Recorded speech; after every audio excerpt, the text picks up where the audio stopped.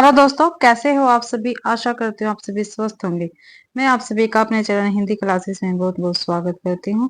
तो आप सभी को पता भी मैंने आप सभी के लिए हिंदी साहित्य की काफी महत्वपूर्ण ये सीरीज चला रखी है। ठीक है, 500 क्वेश्चनों की ये सीरीज रहेगी। ठीक है, 310 तक हमने क्वेश्चन कर लिए थे और आज 311 से अपने क्वेश्चन स्टार्ट होंगे। तो अगर क्लास पसंद आए तो क्लास को ज्यादा से ज्यादा शेयर करना, लाइक करना और कमेंट भी आपको जरूर से जरूर करना है। और चैनल को भी सब्सक्राइब जरूर से जरूर करना है। और भी प्लेलिस्ट भी मैंने आपके लिए बना दी है, तो जाकर विजिट कर सकते हैं। आपको महत्वपूर्ण क्लासें वहां देखने के लिए मिलेगी आपके पेपर के लिए। और पीडीएफ आपको टेलीग्राम चैनल पर मिल जाता, तो उसको भी ज्वाइन कर लेना भी। तो क्लास स्टार्ट करते हैं। 311 से स्टार्ट है। छायावाद में प्रकृति का चित्रण कैसा था। जो छायावाद काल था भाई, इसमें प्रकृति का चित्रण कैसे हुआ था। यथार्थवादी रूप में, प्रतीकात्मक में, ऐतिहासिक में या हास्यात्मक में। तो भाई जो छायावाद था इसमें प्रकृति का चित्रण प्रतीकवाद में हुआ था। बी आंसर अपना बिल्कुल सही रहेगा। जो छायावाद था भाई, इसमें प्रकृति का चित्रण केवल केवल बाहरी दृश्य वर्णन नहीं रहता है, बल्कि वह कवि के मन, ठीक है, कवि के मन, भावना और आत्मानुभूति की प्रतीक बन जाती है। ठीक है, ध्यान रखना है आपको। चांद, बादल, नदी, पुष्प, वन, ये सब मनोदशाओं के संकेतक बनते हैं।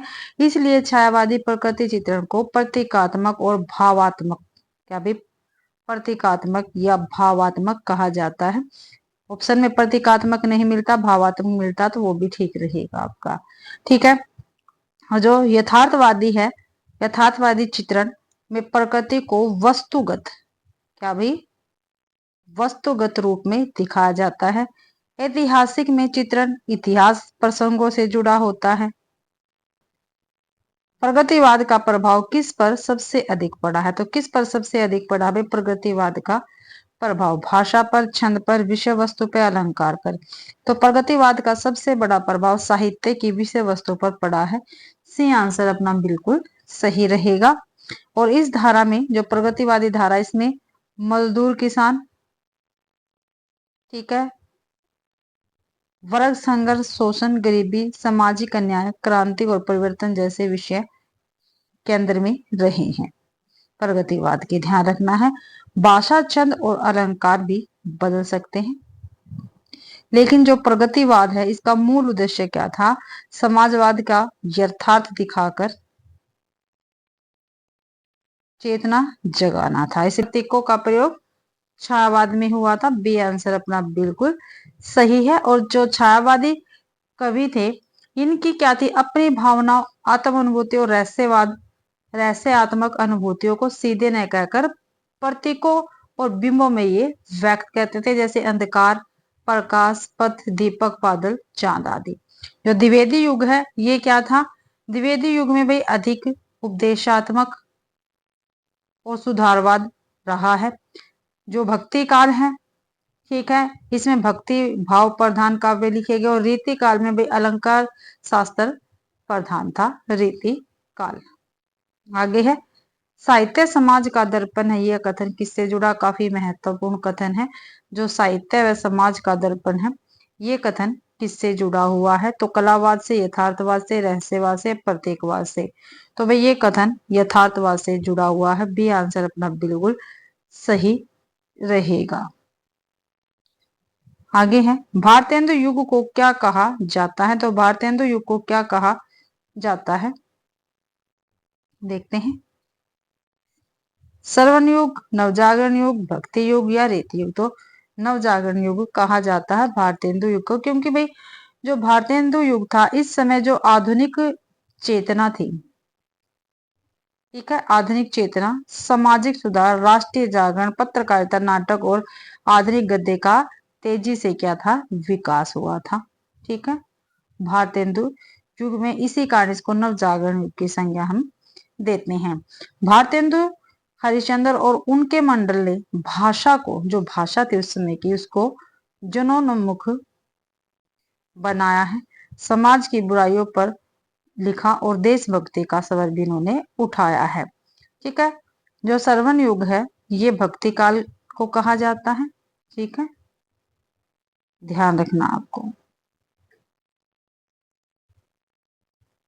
हिंदी साहित्य, आधुनिक हिंदी साहित्य का आरंभ किससे माना जाता है? तो किससे माना जाता है आधुनिक हिंदी साहित्य का आरंभ? तो द्विवेदी युग से, भारतेंदु युग से, छायावाद से, प्रगतिवाद से। तो आधुनिक हिंदी साहित्य का आरंभ भारतेंदु युग से माना जाता है। बी आंसर अपना बिल्कुल सही रहेगा। और भाई भारतेंदु युग में ही, ठीक है, आधुनिक गद्य, नाटक, पत्रकारिता, सामाजिक राजनीतिक चेतना और भाषा का मानकीकरण तेजी से हुआ था। ठीक है, भाषा का मानकीकरण क्या हुआ था भाई? तेजी से हुआ था, ये ध्यान रखना है। और भारतेंदु हरिश्चंद्र ने साहित्य को समाज और राष्ट्र से जोड़ा। ठीक है, साहित्य को समाज और राष्ट्र से किसने जोड़ा था? भारतेंदु हरिश्चंद्र जी ने। और नए विषय रूपों का भी विकास इन्होंने ही किया था, ध्यान रखना है। जो द्विवेदी युग है, ठीक है, ये सुधारवाद और भाषा शुद्धता को आगे बढ़ाया द्विवेदी युग ने भी। ठीक है, छायावाद में काव्य में आत्मानुभूति थी और प्रगतिवाद में सामाजिक संघर्ष को केंद्र बनाया था। आगे है, लोक मंगल सिद्धांत किस आलोचक से जुड़ा है? जो लोक मंगल सिद्धांत है ये किस आलोचक से जुड़ा है? नामवर सिंह से, रामचंद्र शुक्ल से, नगेंद्र सिंह से या द्विवेदी से? तो लोक मंगल सिद्धांत आचार्य रामचंद्र शुक्ल जी से जुड़ा है। बी आंसर बिल्कुल सही है, क्योंकि शुक्ल जी के अनुसार साहित्य का उद्देश्य केवल मनोरंजन या निजी भावना नहीं बल्कि जन कल्याण और भाई सामाजिक हित होना चाहिए। ठीक है, सामाजिक हित होना चाहिए, ध्यान रखना है। और रामचंद्र शुक्ल जी जो थे ये कविता और आलोचना को जनता के जीवन, नैतिकता, संस्कृति और समाज के व्यापक हित से जोड़ते थे वे। अगला क्वेश्चन है, कविता का उद्देश्य क्या माना जाता है? जो कविता है इसका उद्देश्य क्या माना जाता है? मनोरंजन माना जाता है, आत्माभिव्यक्ति माना जाता है, लोक मंगल या उपरोक्त सभी? तो ये सभी की सभी जो है ये कविता का उद्देश्य माना जाता है। कविता के उद्देश्य को एक ही बिंदु में बांधना कठिन है। कविता मनोरंजन भी करती है, ठीक है, आत्माभिव्यक्ति और आत्मानुभूति भी होती है भाई कविता से, ठीक है। और कई आलोचकों के अनुसार उसका व्यापक उद्देश्य लोक मंगल यानी समाज हित और कल्याण के लिए भी होता है, ध्यान रखना है। काव्य की आत्मा किसे कहा जाता है? तो किसे कहा जाता है? रस को, छंद को, भाषा को, अलंकार को? तो काव्य की आत्मा भाई रस को कहा जाता है। ए आंसर अपना बिल्कुल सही रहेगा। और रस का अर्थ है, क्या होता है रस का अर्थ? पाठक या श्रोता के मन में उत्पन्न होने वाला सौंदर्यपूर्ण भाव अनुभव। क्या भी? भाव अनुभव, जैसे श्रृंगार, वीर, करुण आदि। ठीक है, छंद, भाषा और अलंकार कविता के उपकरण या साधन है, लेकिन कविता का अंतिम प्रभाव और आनंद रस से ही हमें देखने को मिला है। आगे है, हिंदी साहित्य का स्वर्णिम युग किस काल को कहा जाता है? आदिकाल, भक्ति काल, रीतिकाल या आधुनिक काल? तो भाई भक्ति काल को कहा जाता है। बी आंसर बिल्कुल सही है। और इस युग में भाई कबीर, तुलसीदास, सूरदास, मीरा जैसी जैसे महान कवियों ने उच्च कोटि का साहित्य रचा है। ठीक है, ये आपको ध्यान रखना है। और जो भक्तकाल आंदोलन ने भाषा को जन जन तक पहुंचाया है। ठीक है, जन जन तक क्या है? भाषा को पहुंचाया है। और साहित्य को आध्यात्मिकता, मानवता, प्रेम, करुणा, लोक मंगल और सामाजिक सुधार की व्यापक दृष्टि दी है, ये भी ध्यान रखना है। आदिकाल में क्या था? आदिकाल में वीर गाथा, सिद्धनाथ धारा थी भी। रीतिकाल में अलंकार प्रधान श्रृंगार काव्य रचे गए। और आधुनिक काल में नई चेतनाएं आई।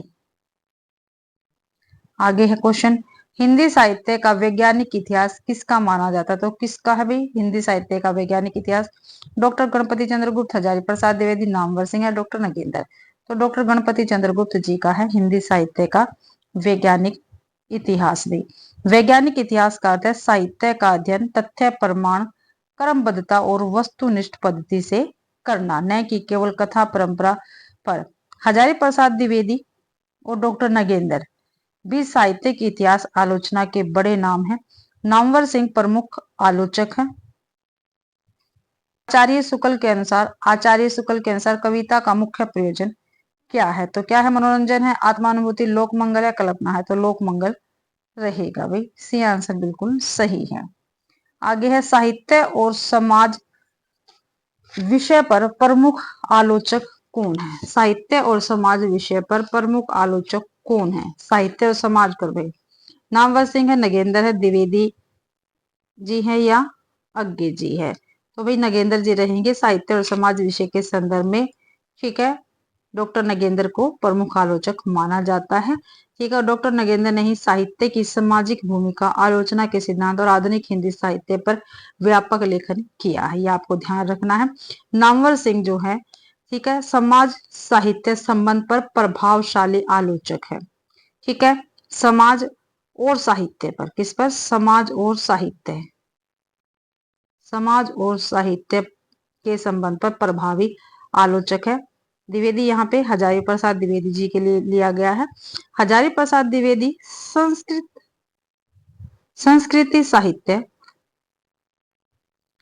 संबंध पर विशेष जोर देते हैं। ठीक है, और अज्ञे जी हमारे महत्वपूर्ण लेखक है। जैन कवियों की प्रमुख काव्य धारा कौन सी थी? तो कौन सी थी भाई? वीर गाथा, नीति एवं धर्म, श्रृंगार या रहस्य? तो नीति और धर्म था भाई, बी आंसर सही रहेगा। जैन कवियों की प्रमुख काव्य धारा नीति एवं धर्म रही है। जैन साहित्य में अहिंसा,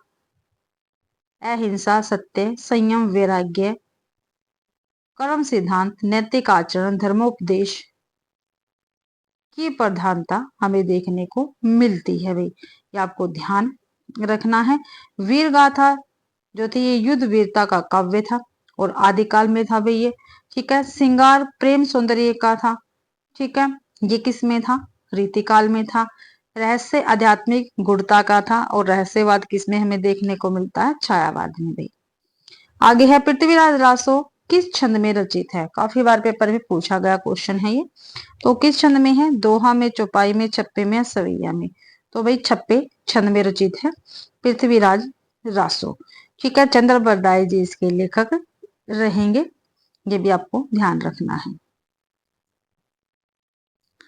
आगे क्वेश्चन है कबीर के काव्य में किसका विरोध मिलता है? तो किसका विरोध मिलता है कबीर के काव्य में? प्रेम का, प्रकृति का, जाति पाति या सौंदर्य? तो जाति पाति का विरोध हमें कबीर के काव्य में देखने को मिलता है और जाति पाति के साथ साथ पाखंड, कर्मकांड और रूढ़ियों का भी तीखा विरोध कबीरदास जी ने किया है। और कबीरदास जी जो थे मानव समता के समर्थक थे और कहते हैं कि व्यक्ति का मूल्य जाति से नहीं कर्म और सत्य से होता है। ठीक है, ये भी आपको ध्यान रखना। और कबीरदास जी की जितने भी दोहे और साखियां हैं उनमें ब्राह्मणवाद, दिखावटी पूजा, धार्मिक कट्टरता और सामाजिक भेदभाव पर प्रहार किया गया है भाई। आगे है क्वेश्चन तुलसीदास जी की भक्ति किस भाव पर आधारित है? काफी बार क्वेश्चन पूछा गया है भाई।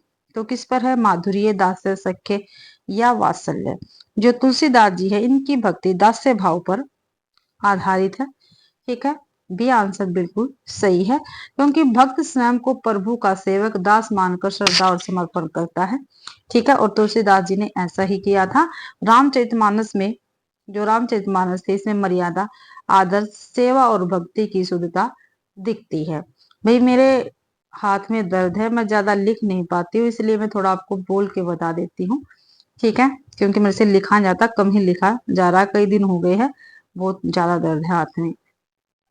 तो दास्य भाव की थी और रामचरितमानस में मर्यादा, आदर्श, सेवा और भक्ति की शुद्धता हमें देखने को मिलती है। माधुर्य भाव की भक्ति किसमें देखने को किसके काव्य में देखने को मिली हमें? मीराबाई की। वात्सल्य, और सख्य भाव हमें सूरदास जी के काव्य में देखने को मिला है भाई। आगे है मीरा के काव्य की भाषा क्या थी? जो मीराबाई थी इनके काव्य की भाषा कैसी थी? अवधि, ब्रज, सद्दुकड़ी या खड़ी बोली? तो मीराबाई के पदों की प्रमुख भाषा ब्रज भाषा ही मानी जाती है। जितने भी मीराबाई के भजन पद कृष्ण भक्ति से भरे थे, यानी माधुर्य भाव के भरे थे, और ब्रज भाषा में गीता तथा भाव सरलता अच्छी तरह प्रकट में दिखाई देती है। मीराबाई राजस्थान से थी, इसलिए उनके काव्य में कहीं कहीं हमें राजस्थानी लोक शब्द भी देखने को मिलते हैं। ठीक है, अगला क्वेश्चन है रीतिकालीन कवियों का आश्रयदाता कौन होता था? जो रीतिकालीन कवि है इनका आश्रयदाता कौन होता था? जनता, संत, राजा दरबार या समाज? तो राजा और दरबार इनके आश्रयदाता होते थे। सी आंसर अपना बिल्कुल सही रहेगा। और उस समय काव्य रचना अक्सर दरबारी प्रशंसा, मनोरंजन और काव्य कौशल प्रदर्शन से जुड़ी थी, इसलिए कवि राजाश्रय में रहकर रचनाएं करते थे और उन्हें पुरस्कार मान सम्मान मिलता था। आगे है, कवि प्रिया ग्रंथ किससे संबंधित है?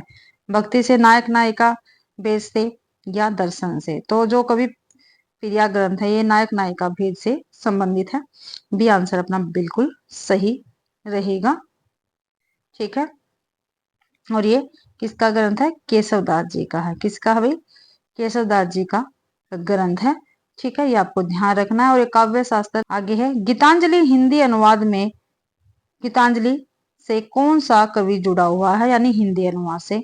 तो कौन सा है? पंत है, महादेवी है, मैथिली शरण गुप्त है, निराला जी। तो निराला जी जुड़े हुए हैं। गीतांजलि जो है ये रविंद्रनाथ ठाकुर जी की रचना थी और इसके हिंदी अनुवाद, ठीक है, परंपरा के संदर्भ में निराला जी का नाम जोड़ा जाता है। ठीक है, ये आपको ध्यान रखना है।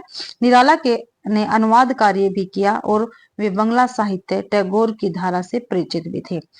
परिमल काव्य संग्रह किसका है? तो किसका है? निराला का है, पंत का, महादेव वर्मा, प्रसाद का है। तो परिमल जो काव्य संग्रह है ये निराला जी का रहेगा। ए आंसर बिल्कुल सही है। और जो सूर्यकांत त्रिपाठी निराला जी हैं इनकी कविताओं में भाव विद्रोह है, ठीक है, भाव विद्रोह है, भाव विद्रोह, सामाजिक चेतना, नई भाषा शैली और प्रयोगशीलता हमें देखने को मिलती है। और जो इनकी रचना है परिमल, ठीक है, इसमें उनकी काव्य शक्ति और संवेदना का विविध रूप हमें मिलता है। की रचना क्या नाम है? पल्लव है। महादेव वर्मा की यामा और प्रसाद जी की, ठीक है, कामायनी। कामायनी इनके लिए प्रसिद्ध है भाई।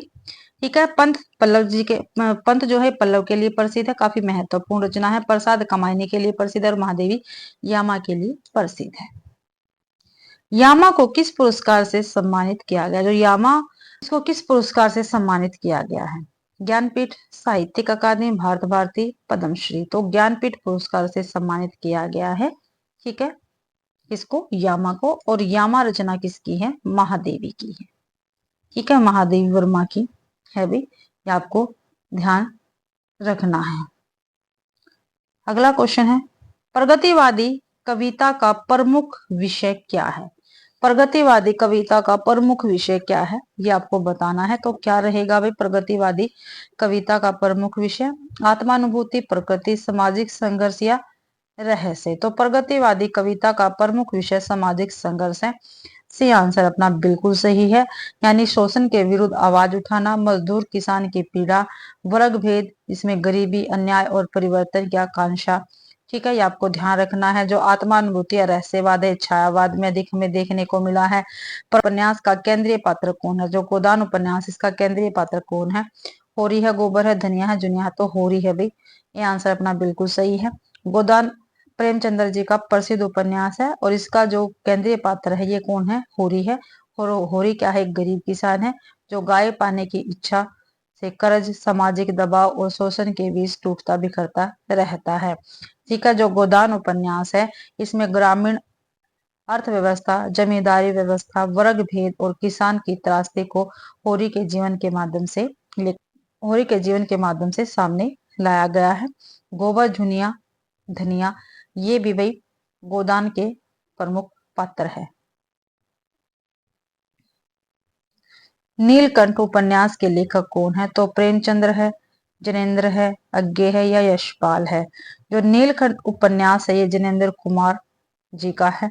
जनेन्द्र हिंदी के प्रमुख मनोवैज्ञानिक उपन्यासकार है। कैसे हैं?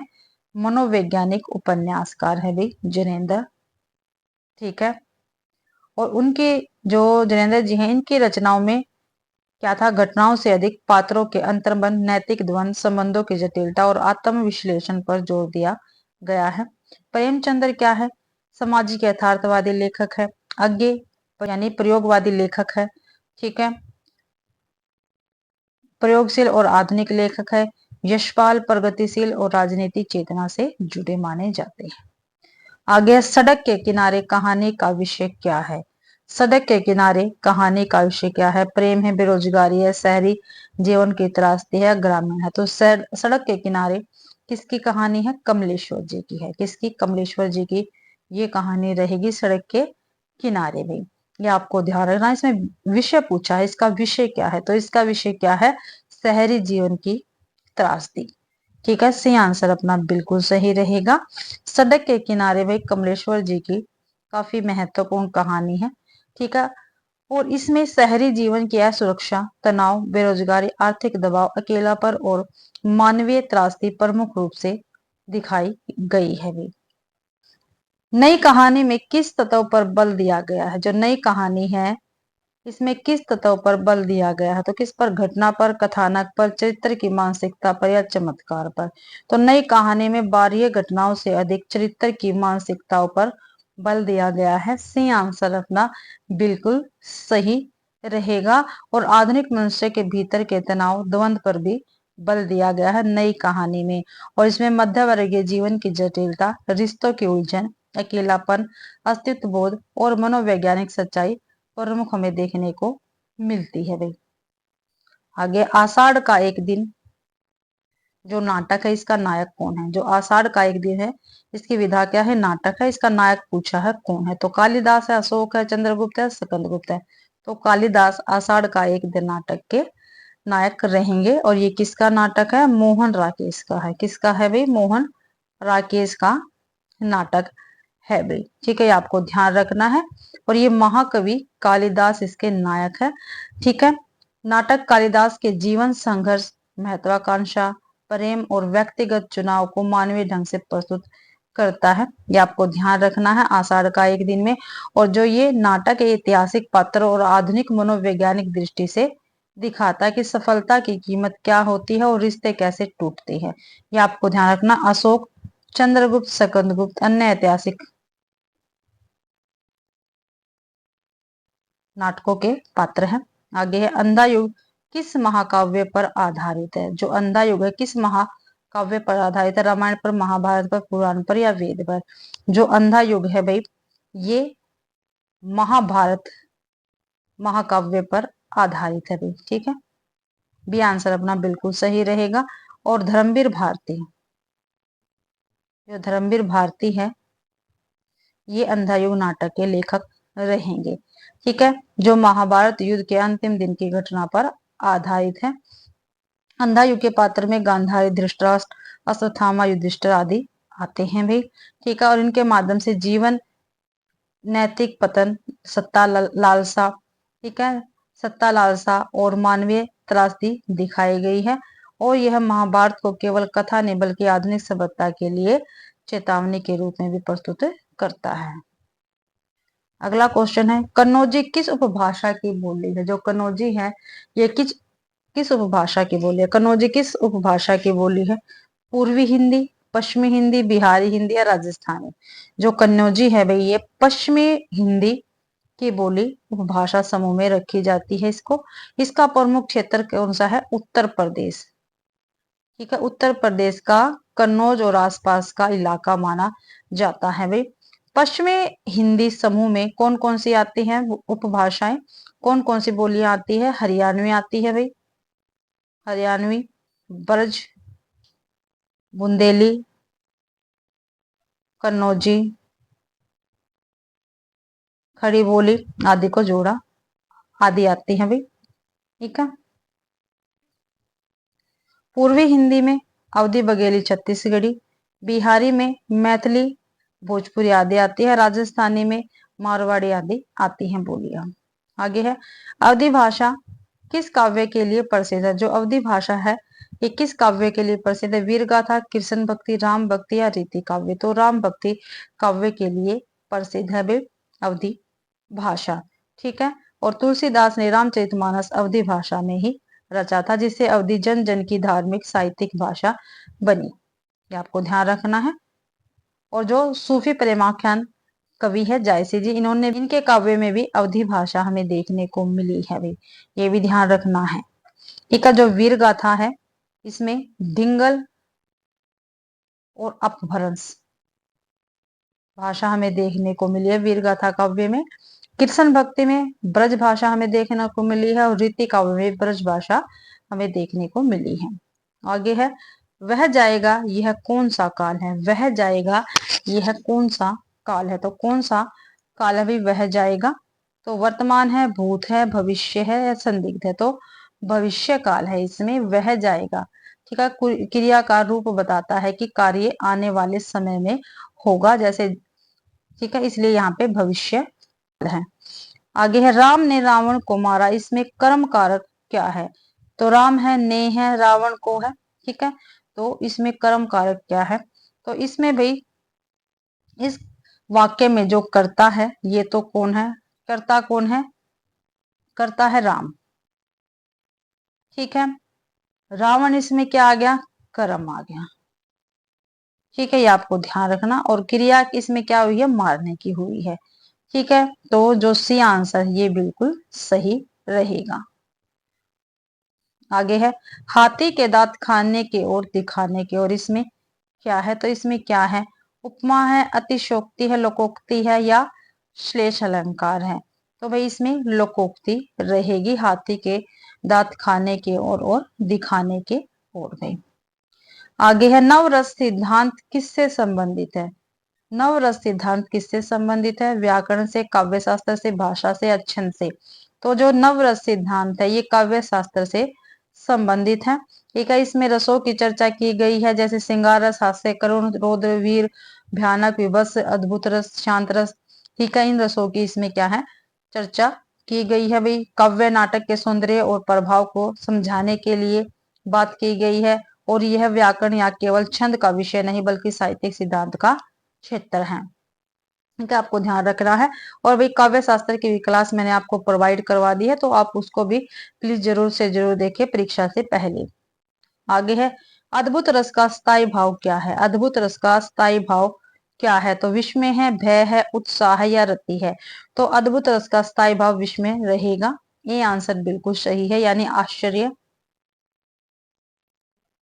ठीक है, ये ध्यान रखना है। और भय क्या है? भयानक रस का स्थायी भाव है। उत्साह वीरस का स्थायी भाव और रति सिंगार रस का स्थायी भाव रहेगा। आगे है, वह शेर है यानी बहादुर अर्थ है, इसमें कौन सी शक्ति है? तो इसमें कौन सी है? अब्दा है, लक्षणा है, व्यंजना, संकेत है? तो इसमें भाई लक्षणा शब्द शक्ति रहेगी। वह शेर है, वे व्यक्ति वास्तविक शेर नहीं बल्कि बहादुर के अर्थ में कहा गया है। ठीक है, मुख्य अर्थ यहाँ पर बाधित होकर गुण आधारित अर्थ लिया जा रहा है, इसलिए यहाँ पर लक्षणा शब्द शक्ति रहेगी। अविदा जो शब्द शक्ति है, इसमें शब्द का सीधा अर्थ लिया जाता है, और व्यंजना में अर्थ अधिक संकेतात्मक और गूढ़ होता है। ठीक है, ये आपको ध्यान रखना है। अगला क्वेश्चन है, दाल न गलना का क्या अर्थ है? दाल न गलना, इसका क्या अर्थ रहेगा? सफलता मिलना, प्रयास असफल होना, भोजन न बनना या विवाद होना? तो दाल न गलना इसका अर्थ है प्रयास असफल होना। ठीक है, दाल न गलना क्या है? एक मुहावरा है। ठीक है, और इसका क्या अर्थ है? यानी कोशिश सफल न होना, यानी प्रयास सफल न होना। अगला क्वेश्चन है, और अपनी क्लास का लास्ट क्वेश्चन रहेगा भाई। हर एक क्लास में आपको 50-50 क्वेश्चन मिल जाएंगे, 3 दिन में अपनी क्लास खत्म हो जाएगी भाई। ठीक है, 500 क्वेश्चनों की जो सीरीज है ये खत्म हो जाएगी 3 दिन में आपकी। जैसी करनी वैसी भरनी क्या है? मुहावरा है, लोकोक्ति है, विशेषण है, समास है? तो जैसी करनी वैसी भरनी एक क्या है? लोकोक्ति, यानी एक कहावत है। ठीक है, इसका अर्थ होता है मनुष्य जैसा कर्म करता है वैसा ही उसको फल का भुगतान मिलता है। तो इसी के साथ भाई आज की अपनी क्लास कंप्लीट होती है। आशा करती हूँ भाई आप सभी को क्लास पसंद आई होगी। अगर आप सभी को क्लास पसंद आती है तो प्लीज क्लास को ज्यादा से ज्यादा शेयर करें, लाइक करें और कमेंट करना बिल्कुल भी ना भूले भाई। और चैनल को भी सब्सक्राइब जरूर करें। और पीडीएफ आपको टेलीग्राम चैनल पर मिल जाएगा जब अपने 500 क्वेश्चन कंप्लीट हो जाएंगे भाई। एक साथ ही मैं आपको पीडीएफ प्रोवाइड करवा दूंगी विद इसके आंसर। तो आप सभी का क्लास देखने के लिए बहुत बहुत धन्यवाद।